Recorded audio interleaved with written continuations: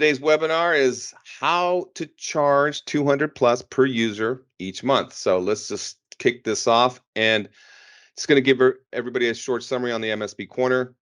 We see a huge gap in the market today. We only work with IT firms, so we understand all of their struggles, and selling value is something we're going to really highlight in on the platform. We want to teach you guys how to sell value, selling value into a specific industry. Marketing. I want you guys to learn to stop relying on word of mouth. We're going to have frameworks so you can do it yourself, or we will do it for you. Okay. We want to teach you how to attract an audience, how to become the authority online, how to tell what content to produce so Google determines you're the authority. We are the authority. We're the number one organic choice for over 30 keywords, and we've mastered it. We know how to do it, and we want to pass on that knowledge to you guys. Scaling. Scaling and resources go together. So we're going to have knowledge base framework for you guys to do it yourself, right? How to scale a business, or if you need resources to deliver an after hours help desk or a SOC solution, these partners are going to be at your fingertips. Also, there's going to be uh, which which tech stack should you implement? Which RMM tool? Which SIM, EDR, XDR? There's going to be a lot of information. There'll be reviews for each topic, so you guys can determine. Okay, this is getting a lot of stars. Let's read about this. Templates. You guys already know about templates. You need templates for your MSP business. You need a great a managed service agreement to protect you and protect the client, but mostly protect you. You guys are the ones that are delivering. So we want to get those right templates to you. Okay. So lots of information. Stay tuned. So charging $200 per user per month. How do we do this? Well, first we build bundled packages for clients who determine a scope of work to you, right? So first off, I went with the most expensive package, which is the 24/7 help desk. Typically, business hours is $60 per user per month, and I'll build that package for you later in this webinar. But I started off with a 24/7 help desk. This is how much you should be charging for a 24/7 help desk support. And what does that really mean? What does help desk support mean? Well, that means solving and maintaining computers, right? You're going to patch them. When problems occur, you're going to solve them. Anything that's on the computer, you're going to maintain it and provide support for it. VoIP support.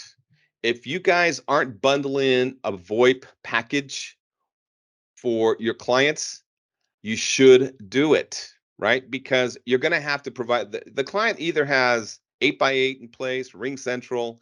They can call them if they want, but it's not something that they prefer to do. You guys need to condition your clients so they come to you for everything. So you tack on VoIP support to their service package. Office 365 support is different than an Office 365 license. Clients can sign up for Office 365 Business Premium, E3, E5, whatever, but they need support. Who is going to support that application? Exchange Server has left the building with Elvis. So you need to charge that line item has now left. You no longer support a server. Office 365 is taking over. So you need to understand that you need to charge for that support. There's overhead for that. Bundling in products. Okay. Do all clients need products? Well, a lot of them do. If you think about the SaaS products that are out there to operate a business, there's many products that you can bundle into your MSA agreement, such as EDR. You guys need to provide a layer of security. All right. Backup. Backup is more of a tricky topic, because are we backing up the computer? Are we backing up email in the cloud? What are we backing up? So I'm just putting some placeholders here for you guys to consider and determine what does the client really need.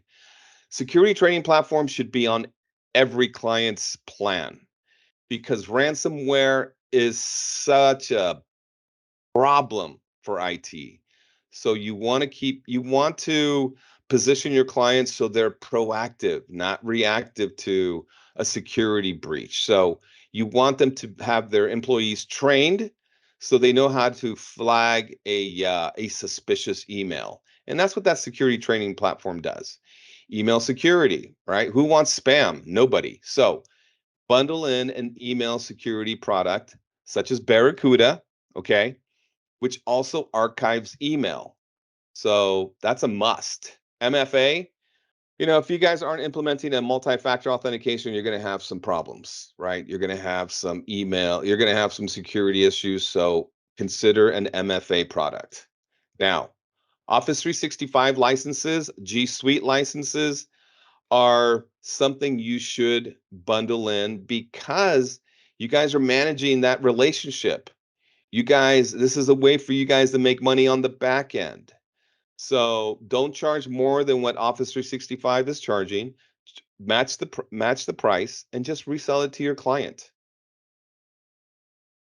File sharing. There are a number of SaaS products out there that offer this type of solution, such as Ignite. You have Box.com. It just depends on who has the ideal solution for your client. All right. What is the best fit for their organization? We're big. We like to get on our soapbox and talk security. SIM is a must, right? It's a dashboard that is interpreting data from number of resources. SIM is an ideal platform to keep your clients secure.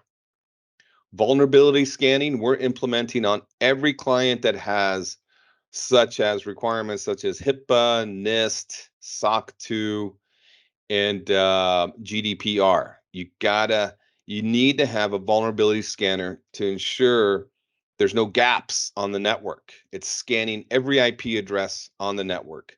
Log collection, you need a log collector. That's what it does. It's the best one out there is Snare. We implement it, and it's something that is a definite requirement. MDM. So clients don't, they have traveling salespeople, they have phones. So what are you going to do to protect their mobile devices? MDM is the solution. You need to implement an MDM if the client requires it. If they don't have salespeople that travel, then it's not even a topic to discuss. But if they are concerned with, hey, I could potentially lose my computer or potentially lose my phone, or I want to be able to wipe it remotely. So MDM is going to provide that. Server backup. This is a virtual a product by Veeam that we do a snapshot of every server every virtual server. So that is something you should consider with the world moving more and more to the cloud, right? You have virtual environments now. Network support. This is just a standard. I'm going to go with one device. Okay. You have an office, they have one access point, they have a firewall, and they have a server. Okay. Let's just go with these numbers because we're peeling back that onion. We're peeling back all the services, all the products you can offer. So, and this is just an exercise. Backup monitoring and administration. You have to, if you're going to be backing up a server, and confirming it's backed up every day and then resolving any type of issues, it could take 5 minutes a day or it could take an hour. So you need to charge for your time. At least bake it in to the support package. That's a must. Administration of backup is no longer an option. You need to have backup. If you're having a server that's backed up, well, then you need to bake that in there. All right, let's break this out. Let's go with the 20-person office cost. The science, we're going to go behind the science of how we came up with these numbers. So let's look at each line item here. So the total cost for just tech support services is $1,700 a month. Okay, that's just Office 365, VoIP support, and computer support. Bundling in your products comes to $32.35 a month. You're going to make anywhere between 5 and 8% off of that. So it's not really a big money maker, but it tightens the grip on your clients. Okay, tightens the grip on how much you're supporting, how much you're providing them. The network support is, I think we just came up with one of each. So let's just go with those numbers. What does that come out to? It comes to $263 per user per month. Okay. But let's dive in a little deeper and determine how did we come up with those costs? Why did we come up with those costs? What is it profitable? Is it risky? Right? So for a 20-person office, you're going to come up with all those products, okay? It could come out to $5,260 per month, the subtotal. Every agreement should have a service level agreement. That tells the client part of the value, part of the offering we have, part of when you work with us, we guarantee response times. So you have to attach a cost to response time. We have, if this was a 2-hour response time, it would be half of what they're paying, of what we're displaying right now. But we went with a 20-minute SLA because just for this exercise. Now, what does the monthly cost come to for a 20-person office? For all of those products? Yeah, $6,312. What does that end up being per user? $315 a user per month. Now, this is where we're going to peel back the onion. What is not included? Projects. Okay, no one's going to be able to come back to you and say, "Hey, we need to migrate to the cloud. We have an on-premise server." Well, your MSA is going to protect you. It's going to tell them, look, this is a maintenance and support contract. This is supporting what you have in place. If you want to migrate to the cloud, have a major upgrade, redesign your network, that is different. Those are projects. On-site support, it's up to you guys. I'm talking some other IT firms that are baking in the on-site support. The topics have been this. They're like, okay, it's going to be this much each month, and on-site support is optional. But here's package B, and we'll provide on-site support 8 hours a month. And if you use it, great. If you don't, you lose it. So you make it a little bit less expensive if they want to have that on-site presence each month, or have the option of calling in and having somebody come on site the next day. So, you can get creative. You just have to come up with flexible solutions, and that where the client can feel there's value behind it. Really, remember, everything is about value. All right. How did we determine the fixed cost? This is where the onion lies. Okay. If there are 100 employees, and these are numbers that we're using internally, guys. This is what we've determined because of reporting, multiple discussions with operations, et cetera, et cetera. We determine this is what we need to charge in order to be profitable. Okay. Low maintenance environments produce 20% of the employee. So whatever 20%, so 20% of 100 is 20 tickets. Worst case scenario is 30 tickets each month, but we're going with 20 tickets on this exercise. So 20 tickets will take 10 to 12 hours a month. Okay, so if one client opens up 20 tickets, you've got 10 to 12 hours of support. All right. 12 hours of senior level help desk costs us $600 a month. Okay. But we're not done, because we have the RMM cost. If we're just delivering, remember, there's no products on this cost here. There's no products. Can we go down to $50 per user a month? Absolutely. But you always go in high. So the client says, hey, can you give me a discount? Absolutely. We'll reduce it down to $50 a user a month. Plenty of, plenty of, there's a huge cushion here.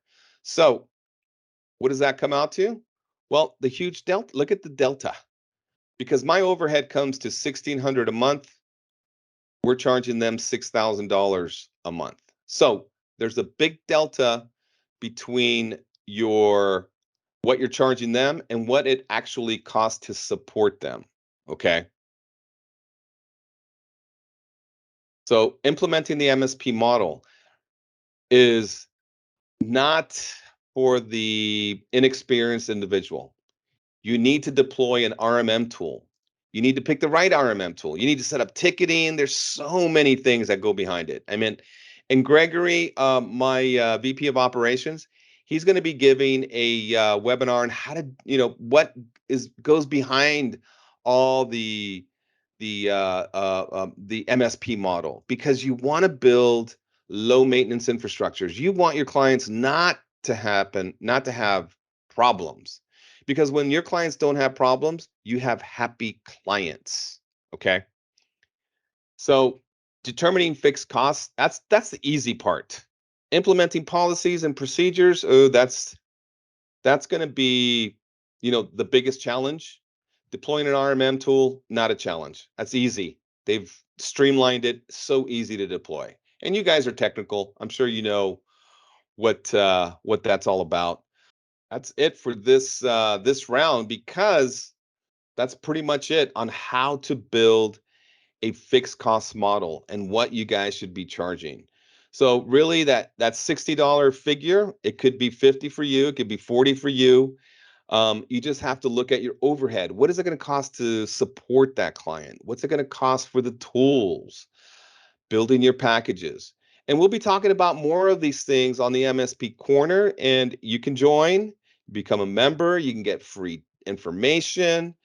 We'll be building packages so you can do it yourself, but the premier package will be somebody like myself working side by side with you every week, or Gregory Morowitz, who will work with you side by side every week on implementing the MSP model, or MSSP model, right? The Managed Security Service Provider model, because it takes specific framework in order for that to happen. So, but that's it, guys. I'm going to take questions. I'm going to include it in the webinar so others can get an understanding of what we're discussing. But you guys are welcome to shoot over any questions you have.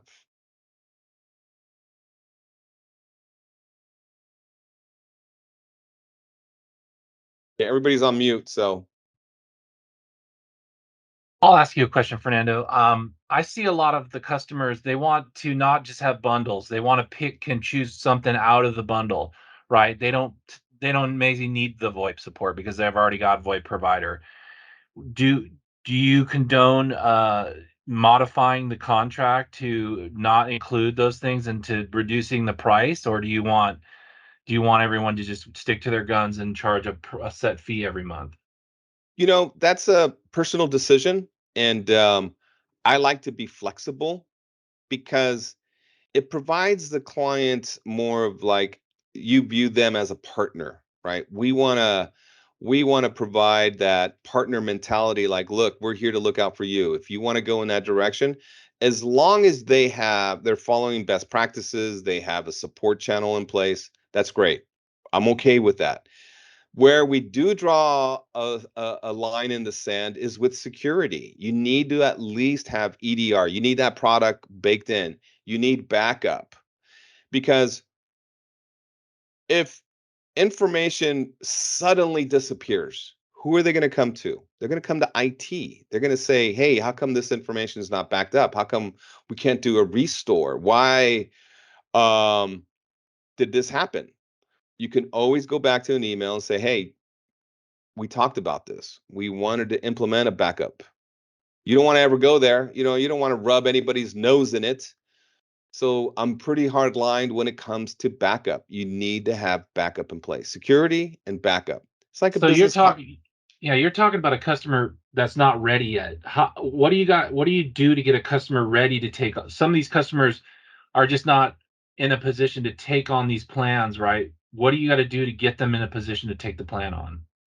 So we set the expectation, right? You got to set the expectation and listen to their challenges. First off is hearing them out. If this is a new client, if this is a prospect and they say, "Hey, we have challenges with our MSP," and if you really listen to why they're having problems, you can immediately determine if they're going to be a good client or a nightmare client. You don't want nightmare clients. You got to learn to walk away from opportunities that sound great on paper, but at the end of the day, it's going to be a bigger problem because you could be held liable. They're not going to ever be happy. They're not going to follow your guidance. All of you guys need to realize that you guys are the experts. You guys know what's better. When clients start talking about that they know better, it's a bad, bad sign because that's this is your world. This is why we exist, because we're here to guide customers on making good decisions. Clients that don't want backup, major red flag. Clients that don't want security, yeah, big, big, big. It's just going to create more problems for you. And then clients don't have, then it's not a profitable account. Why do you want to take on an account that's not going to be profitable? Okay. So I was thinking about this morning. Clients or prospects that don't find value in what you have to offer, red flag, because they're not going to listen to what you have to say. You know better. You know what they need.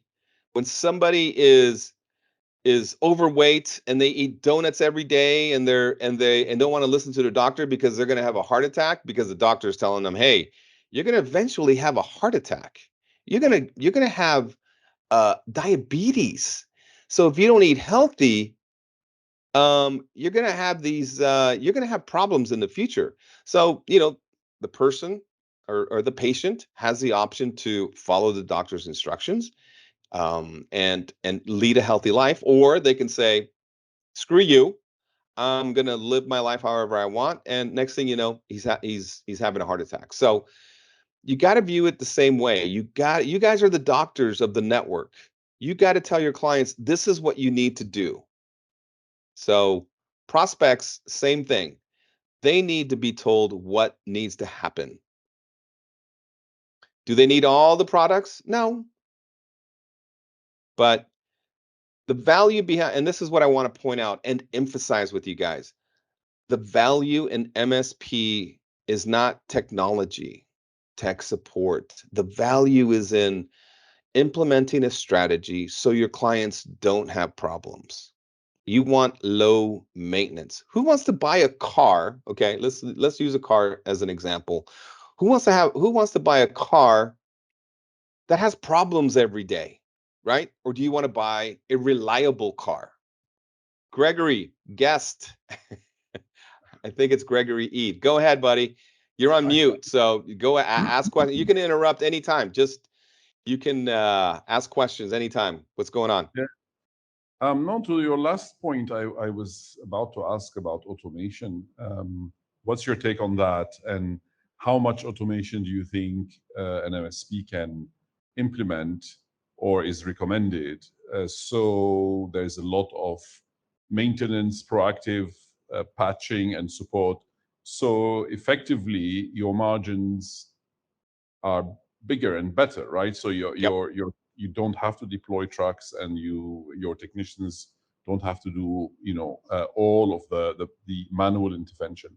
Yep. So to your last point was about the value and about the strategy, so they don't have problems. What's your take on automation? Oh man, the more the better. But that's Gregory's world. Gregory Morowitz, who is in charge of that. But yeah, they're running scripts. They're doing automation as much as possible because it does cut down on ticket count. It is a big, it's a big reason, one of the biggest reasons why we build low maintenance infrastructures, because it's proactive, it's not reactive. So, and Gregory, can you touch on that more? You're the technical genius over here, not me. So what do you have to Yeah, I say mean, about that? as much automation as you can implement, the better, right? If you can even have an AI module answering the phone, I mean, you could cut down on staff. If you have VDIs where you have cloned workspaces where no one has any administrative rights and no one can install incorrect things, or everybody's got the same print driver and everybody's got the same workstation model and all that stuff. Oh yeah, that's the heaven that you'd be in. But yeah, that's not so much anymore because we're all working from home. So, but yeah, as much automation you could do with patching, automatic reboots, virus scanning, vulnerability scanning, um, build as much automation in. Even self-help can be something that cuts down on ticket count. So yeah, I mean, yeah, of course, if you can automate it, I would do it. Barring the customer complaining about it, I would just keep pushing for more automation. But yeah, automation is the key to low ticket count. Uh, so yeah, but I mean, if you're in a situation where you need ticket counts to be under control, you wanna streamline, automate, best practice, all that stuff. So I'm gonna piggyback on that. And I'm sure we're doing. I know you confirmed this the other day, Gregory, and this is something that should be a general practice. But one of the policies, another CEO I was talking to the other day, they did, because he's part of the operations center, is anytime they do a patch, or anytime they update patches, they have an automatic reboot. That's just part of the policy. And they saw a huge amount of tickets not being open because of that, right? Because they were rebooting right after that patch. Even if if it's Patch Tuesday, they still, and there's no patches to update, they still would reboot the computer. It just cuts down on the amount of tickets every month. And that, I think that's a general practice that should be done across the board, because there's little hangups that happen on a computer. Technology can just be very funny. It just behaves, in certain ways. So it's where a simple reboot can solve a lot of problems and reduce that ticket count. So, Nikhil, you've been quiet. Any questions? Do you have any input? Gregory, you have any more? Just shoot them off.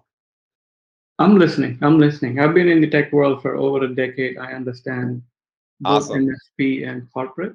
So I'm looking forward to scaling my agency, scaling my Awesome. MSP. Awesome. I'm so glad you made it today. And Gregory, you've been pretty consistent with coming in every week. So I'm happy to see you every week. And I'm always here to answer any questions. Just email me, and I'm always available. But I'm looking forward to seeing you guys in future shows. I'm going to work on that MailChimp problem. But any other questions? I have one, and it's about the complexity of a client's network, the level of complexity. I mean, there is a maybe a commercial model that you presented today, and I'm sure that, of course, this is kind of a template. This is where you start from, but even in smaller networks, a network that you mentioned, 20 users or 20 devices, you could have a variety of different devices, right? So these are not standard devices all running, say, Windows 10, for example.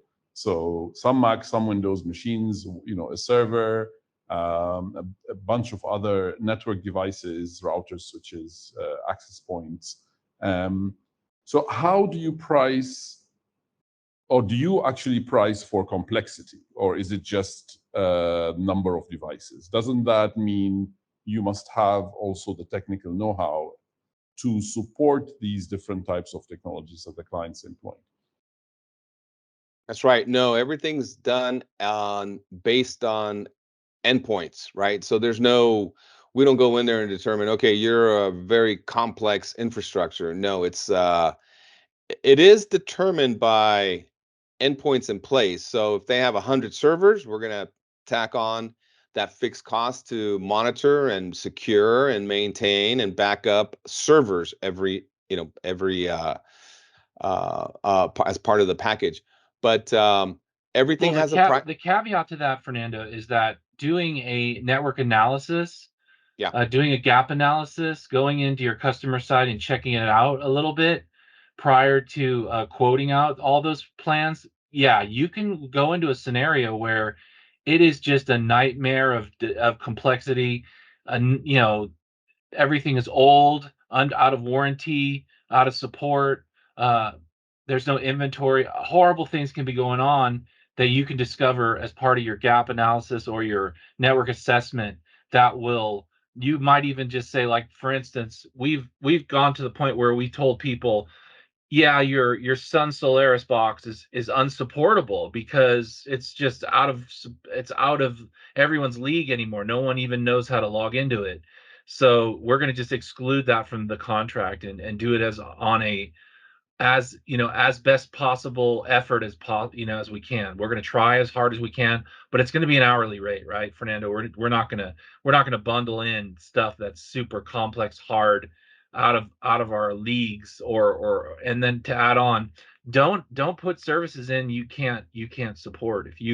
If something is out of your league, like firewalls, like a Palo Alto firewall, just say we don't have the power to do that, or find a group that you can white label support through. Yeah, I was under the impression. Thanks for that, Gregory. Yeah, I'm always under the impression that the security analysis was done, the analysis or the audit was done, and they've determined, okay, this is a complex infrastructure, and no, it's not going to change the price per endpoint. But Gregory is spot on. We have walked into those type of scenarios, and I call them landmines, right? Because you don't know when that server is going to explode. It's so old.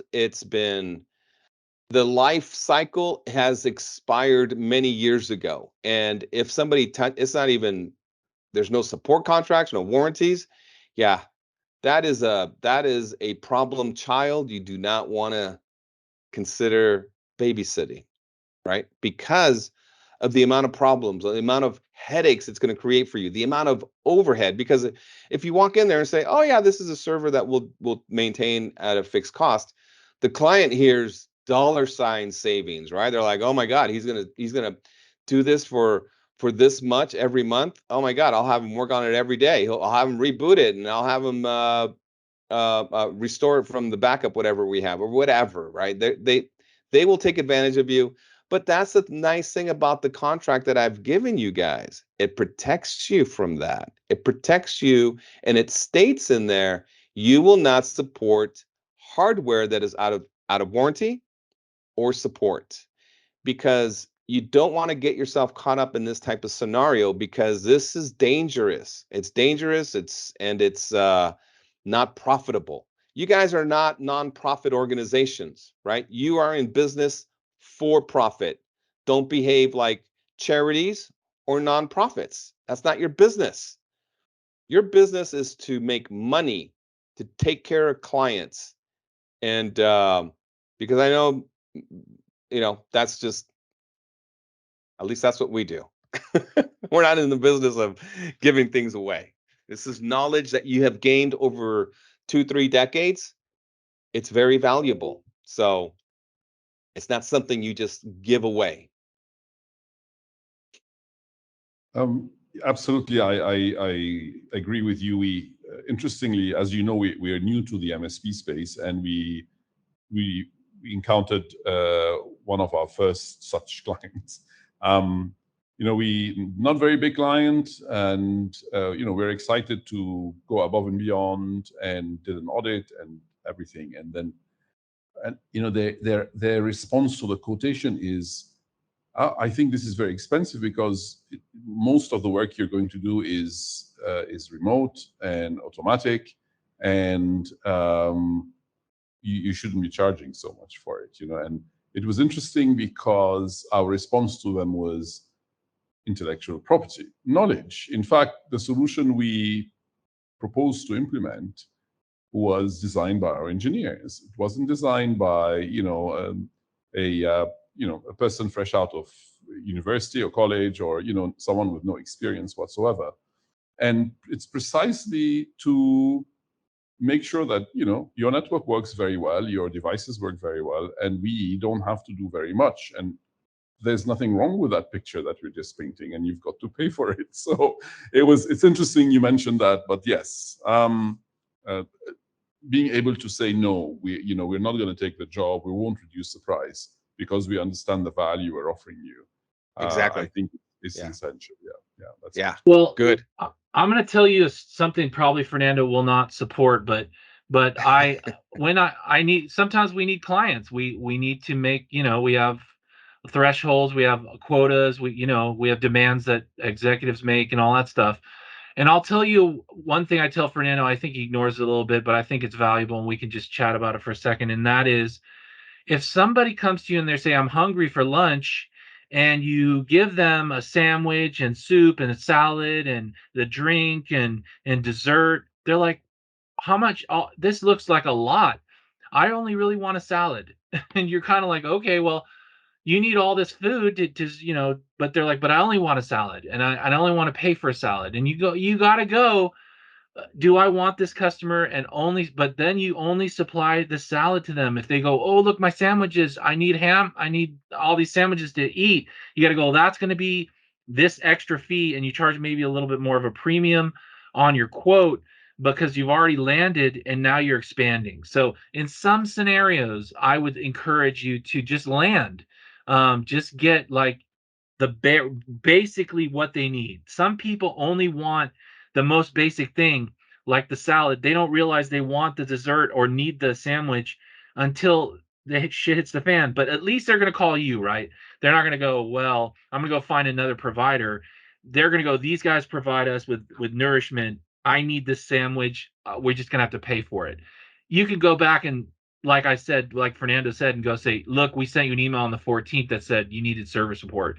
I probably wouldn't do that. I would just ignore it and say, okay, let's support this server and let's move forward with maybe a plan. They might, or most likely won't do it. They'll just pay one-off fees. It's the mentality of the customer.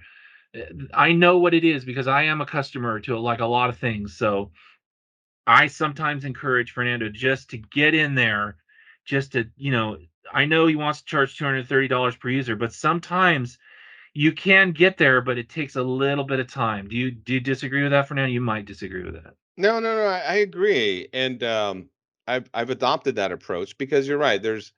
We come across opportunities where they're just like, yeah, you're right. They just need the salad. And that's all they need. And if you're a good listener, you'll understand that that's what you present. They're like, hey, we want a salad. I didn't ask for a sandwich. Stop talking to me about the sandwich. I don't like sandwiches. I never want to see a sandwich, right? That's right. So you got to be a really good listener to determine, okay, this is a premium salad. You're going to love this salad, and you're not going to ever want another salad from anybody else. So you got to learn to be a good listener because you're right.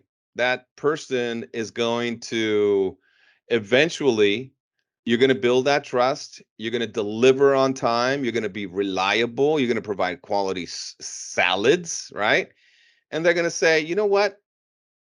I need a sandwich now. And that's when you go back, and that's that part of that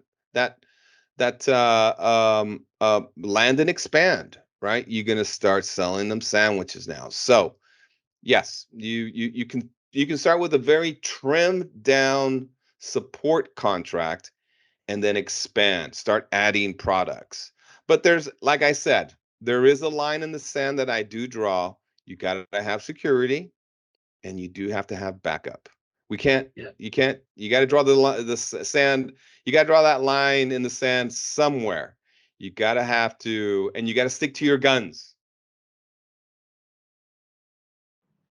Absolutely. The client I was referring to is actually taking the bare minimum. But I totally agree. Our very first client, actually, we offered 4 or 5 different products, and then they said they couldn't afford, and so they went for 2 products. But we know they need the other ones, and it's a question of their their ability to pay for it. So we will support them so their business grows, and at some point we know that they will come for the other products. We even detect, we do, like I said, we go above and beyond, and I'm sure you guys do as well. But we detected, for example, that the website was compromised, and they didn't even know about it. It's not part of our agreement. We just monitor that asset for them. It's for us, it's also a way of training the tech team by doing certain things that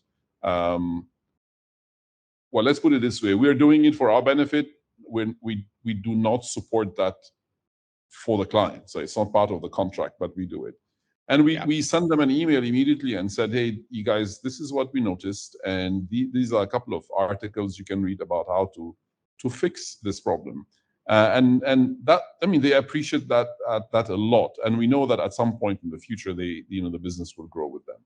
So I totally agree with you guys. It's what they perceive to be of value at this time, and it's a journey of increasing the level of trust that they have in the business, so that at some point they completely trust us with doing everything for them. All right. Gentlemen, thank you so much. This has been very helpful, and I always enjoy these discussions. Awesome. Thanks, Gregory, for joining us. Yes, thank you so much. Nikhil, thank you. You guys have a wonderful weekend. Stay safe, and hopefully we see you guys in the future. Indeed. Take care. Thanks. Bye for now. Okay. Bye-bye. See you.